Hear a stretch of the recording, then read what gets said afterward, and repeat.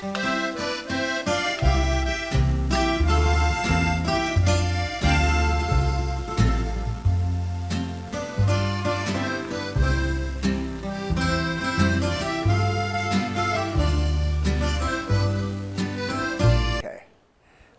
my name is Gill Sperry, and I'm really honored to be here today. I'm an author, actually a teacher author, and I'm here at the MCLS Big Box Grant presentation at Fullerton Public Library. I'm here to talk about what I will call them emerging authors, what they need from libraries when they put on a presentation, as opposed to the high-profile celebrity authors that you might be more accustomed to dealing with. So I hope the tips that I'm going to give you will work. I know they've worked for me. In the last 2 months, we've done 25 presentations at both the MCLS and also the PLS libraries in Northern California. And I think most of these things are tried and true for me, so I hope they will work for your library. But before we start that, I'd like to just tell you how much books mean to me and how much libraries mean to me. I grew up in northeastern Pennsylvania, a hard coal region, Wilkes-Barre, Scranton. And my mother was an avid reader, and she got me to the library at a very early age. In fact, I had my own library card in first grade, which I thought was pretty cool. And what basically happened is I now have passed that along to my children, and they passed it along to their children, and they're all avid readers. And how important is it not to just be able to have access to books in libraries, but also have access to authors? Let me give you an example. In Palos Verdes, where I lived with my children, we went to the Palos Verdes Library to hear one of my all-time favorite authors speak, Ray Bradbury. And I had the honor of not only listening to him read from his works, but to ask him the question, of all your kaleidoscopic creations, which one was your all-time favorite? Ray Bradbury said, "Something wicked, this way comes."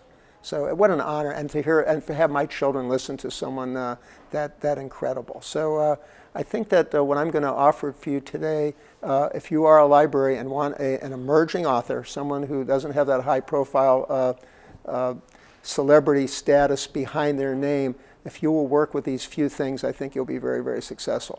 And the first one I want to talk about is communication. Now, I've written 2 books. The first book is called Mariachi for Gringos. It's a music book. These are special interest books, okay? The second one is called Soccer Story, a Football Fable, and it's a book about sports. So music and sports are my special interest books. I've been honored, by the way, in my second book to just win the 11th Annual International Latino Book Award for Best Young Adult Sports Book - English. And that's a mouthful, but it's a really nice book, and it's being made into a movie. The screenplay has already been written. But anyhow, back to what really works for me and works for libraries. Communication.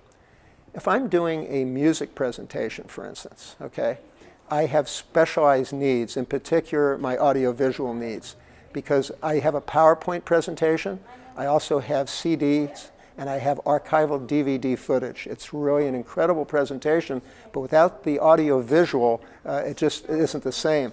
So when I send an email to a library, the fact that they will respond in kind will be very, very important to me, and in a timely fashion.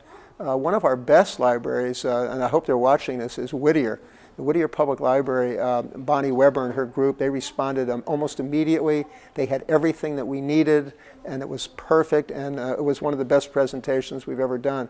They also had an incredible poster that they made up, which is suitable for framing. The reason I can't show it to you today is it's hanging in our den, and my wife wouldn't let me take it with me.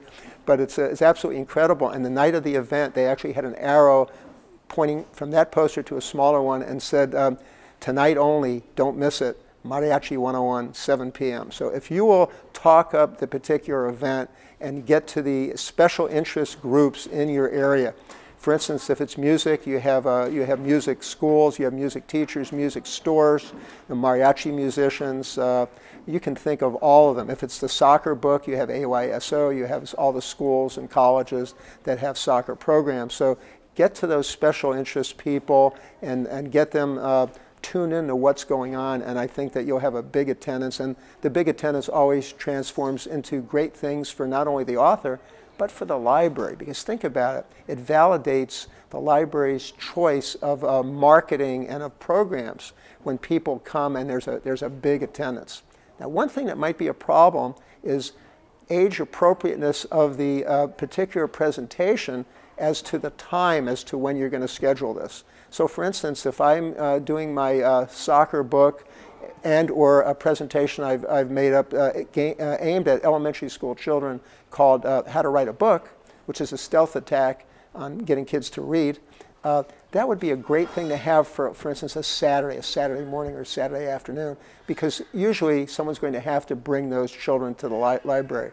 On the other hand, the mariachi presentation, which is interactive and multimedia, is really a prime time presentation, and we get a major adult audience there. So that would probably be better for an evening, say 7 o'clock, 7 to 8. So anyhow, the communication is important, the publicity is important, and the timing is important. Well, here's one you're not going to believe. Perhaps just as important as all these are the refreshments. I kid you not. Free refreshments. Now think about it. Think about how tough times are right now. So you also want to have the appropriate refreshments. So when I'm doing my mariachi presentation, churros and pan dulce and cafe are perfect. But you would also think that chips and salsa would be perfect. Not so. They're messy, and there's a lot of sound pollution. So I was doing a presentation in Hayward, and the crunch of those nachos was driving me crazy. And of course, the salsa looked so good, I wanted to stop my presentation and dig in myself. So make sure you have the appropriate refreshments. That's very, very important. I'll tell you how tough times are. This is a cute story. I think you'll enjoy this one. One of my fellow elementary school teachers said, "I'm taking you out to lunch. I want to congratulate you on your books." I says, "That's great." I says, "Where are you going to take me?" He goes, "Costco." He says, "They have a great free lunch buffet." He says, "And we'll get to walk a bit as well."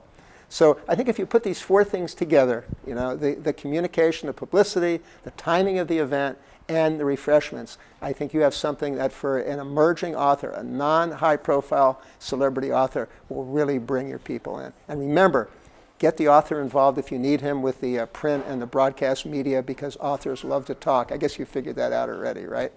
Thanks so much, Karen, for having me do this for all of your libraries. I really appreciate it.